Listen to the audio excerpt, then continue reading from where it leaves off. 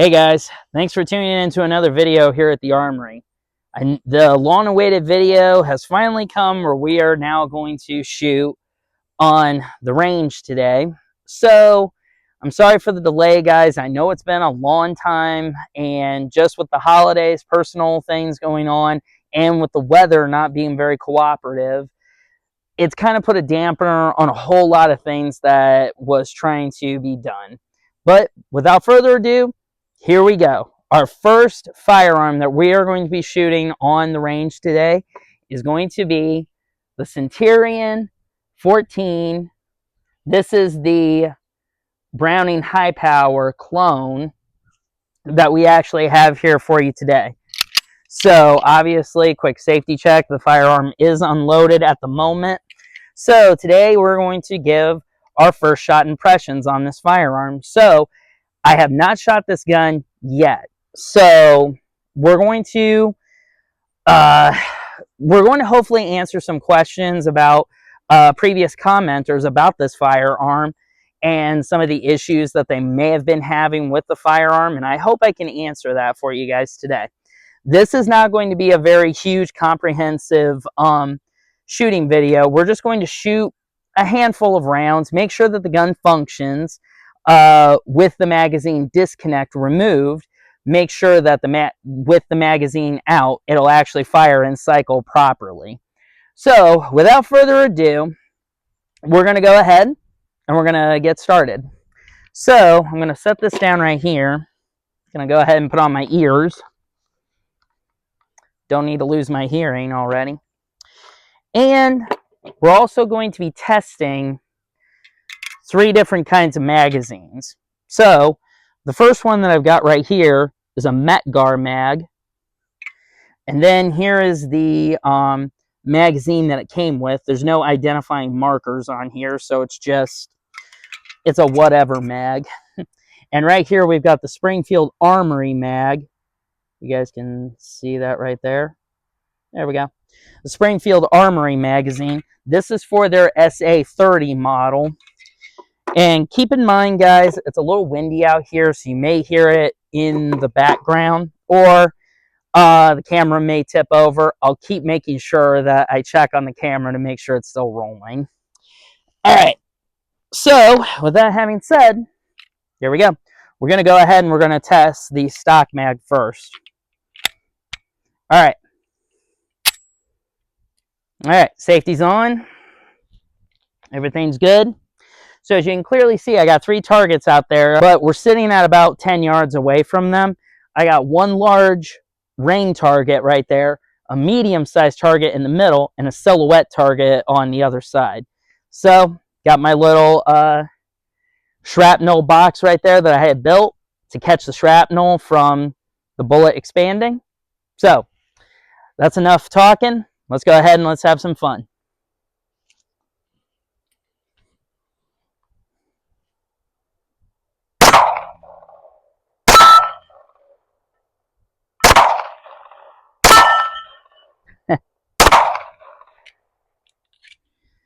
All right, so at least the gun functions. I know that much for sure.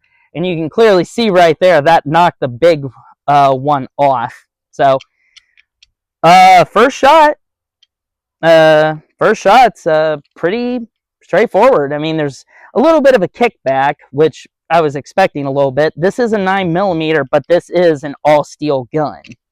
So, with that being said, we're going to move on to the Metgar mag. Let's see how this functions. So, we're going to go ahead and we're going to test the firearm without the magazine inside. Make sure that the magazine disconnect is on. I just put the safety on. Remove the magazine.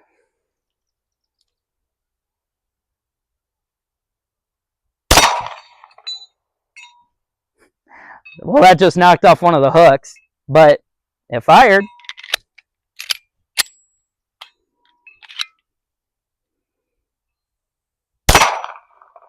That hit the edge of it.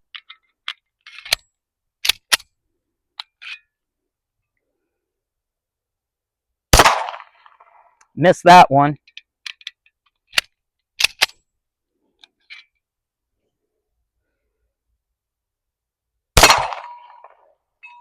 Got that one.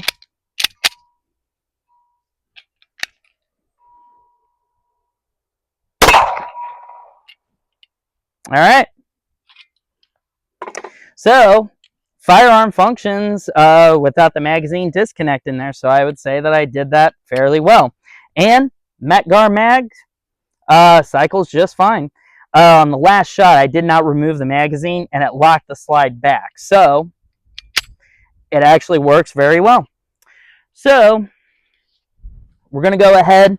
We're going to take a quick moment to pause right here so that I can get the targets reset. Be right back. Okay, so now I got the targets reset again, and now we're going to go ahead. We're going to try out the Springfield magazine. So, again, firearm is unloaded, and now it is. All right, safety's on. And just so you guys are aware, I'm actually wearing a holster, so I'm holstering the firearm as I'm going along.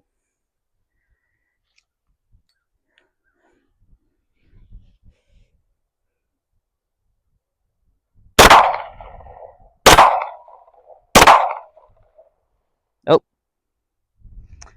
have a double feed right there. All right.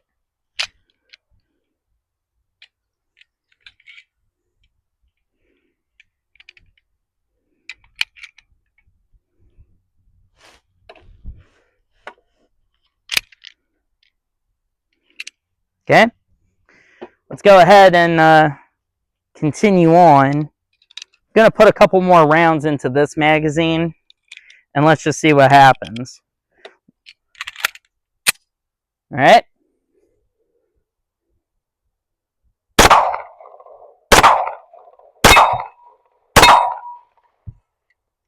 Okay, that time it cycled. I think maybe I was limp wristing it on that one shot, and that led to a failure to extract. So definitely on this set of shooting, I was only able to hit the silhouette target and kind of got a little bit away from me on the center target. So, yeah, I mean, it's a brand new gun. I haven't quite worked out all the kinks, and this is the first time I'm ever shooting it. So, honestly, I think it's okay. So let me go ahead and get these off.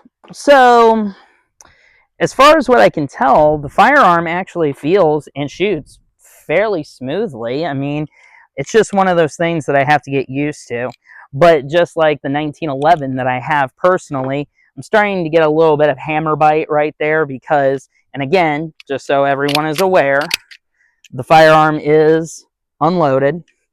But you can clearly see there's not that much of a beaver tail right there, even though it has the rain hammer on here. But you can see how much play is still in the hammer right there. And then when your hand is right here, it eventually pinches you a little bit right there. So just a little kink that I still need to work out just a little bit. But whether adjusting my grip or anything like that. So we're going to go ahead and we're going to get these magazines loaded up. So we're going to go ahead and talk about some of the questions that I've actually had some of my viewers ask me. And that is, you know, have I had any slide lock issues from the gun trying to run? Well, we did just have that failure to extract and failure to feed all at the same time. But the other part is that, well, I guess I shouldn't say it's a failure to feed.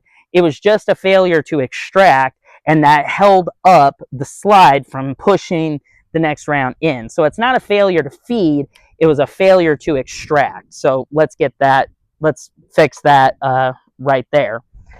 But so far, out of the few rounds that I've just shot, no, it cycles just fine. You know, I'm not really seeing any big concerns, to tell you the truth.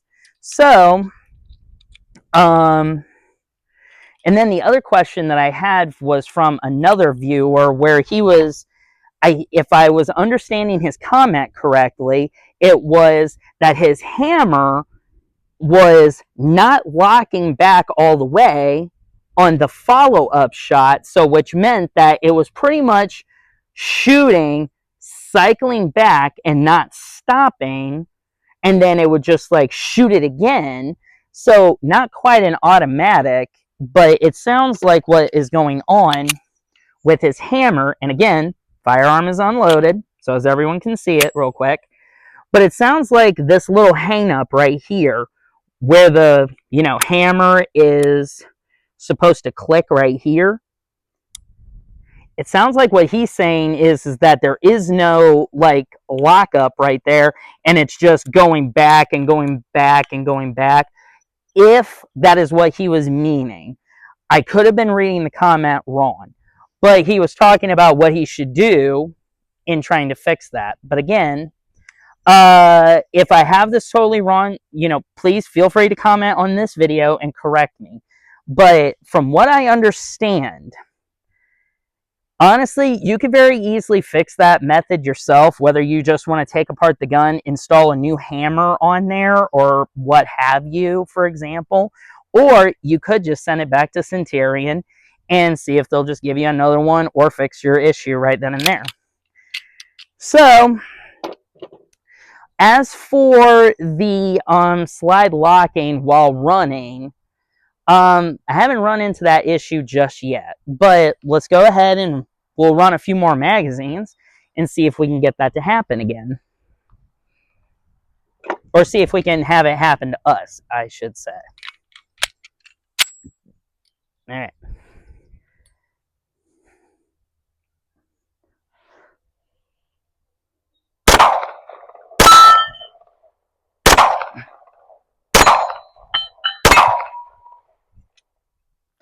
Well, I knocked off the 2 round targets, and now my silhouette target, oh, I guess it's still hanging on by 2 hooks.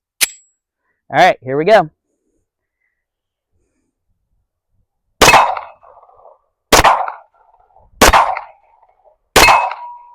Woo!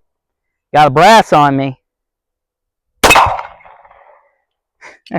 And on the last shot, I knock it off.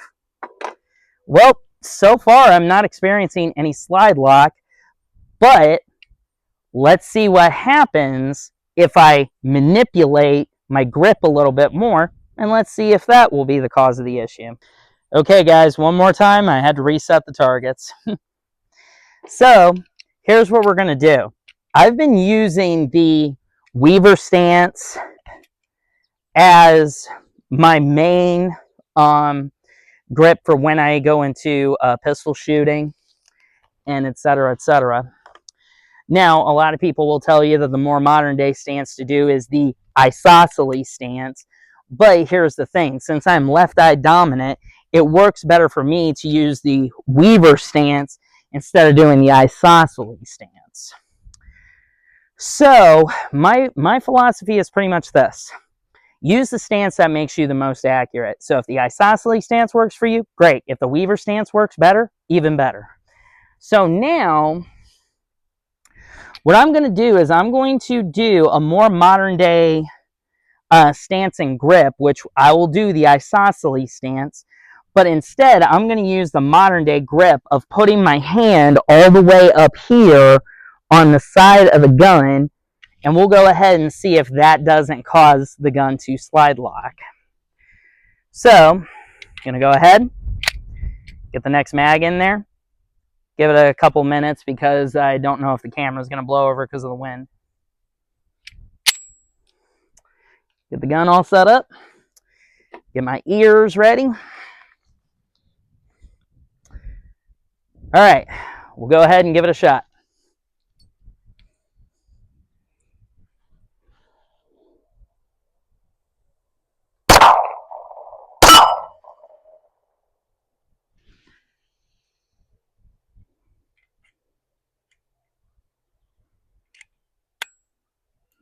So we do have a little bit of something, so just give me a minute. Let's see what happened.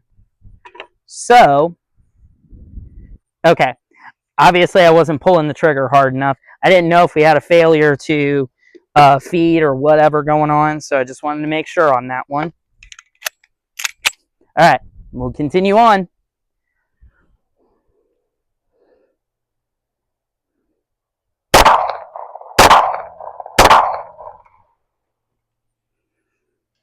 All right.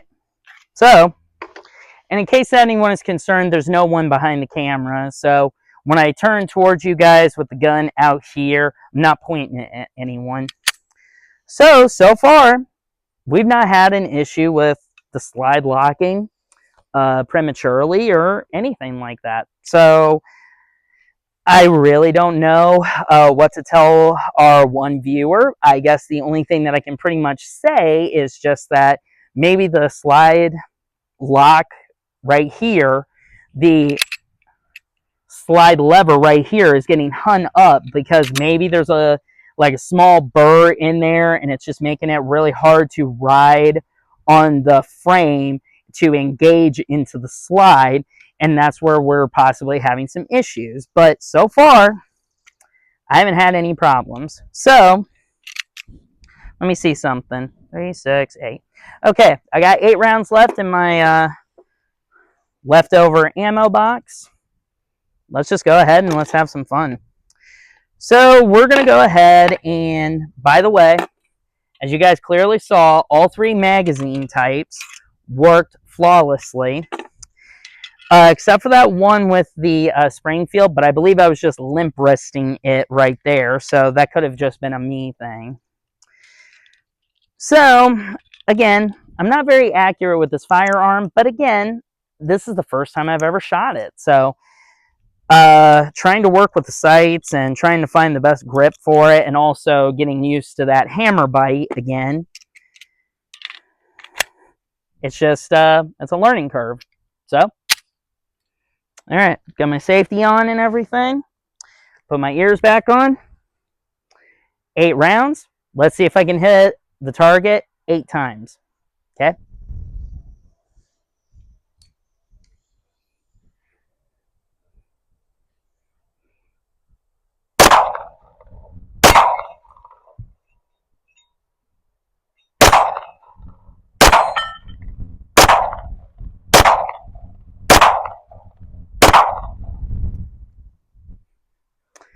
Okay, guys, I would say first time shot. You